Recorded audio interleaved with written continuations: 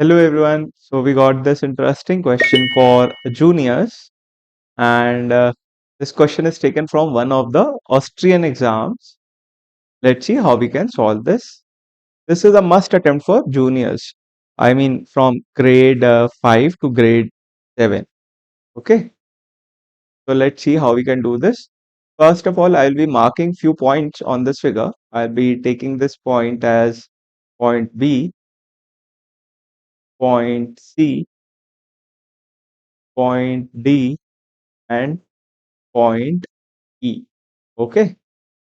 Now jump to triangle BCE. Okay. In triangle BCE, angle B plus angle C plus angle E is equals to 180 degree. Yes, sum of three angles in a triangle is 180 degree. So angle B here is 100 in triangle BCE, 100 degree. Angle C is 40 degree. Yes.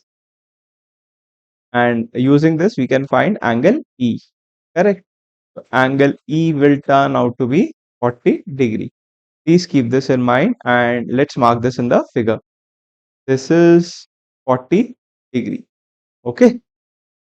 Now we will jump to triangle ADE. In triangle ADE, we have angle A plus angle D plus angle E equals to 180 degree. Again, the same reason. Angle A we need to find out. Angle D. What is angle D here? That is 110 degrees. Angle E we just found out 40 degrees equals to 180 degree. That will give us angle A as 30 degrees. Yes, this will give us A as 30 degrees. So this will be a final answer.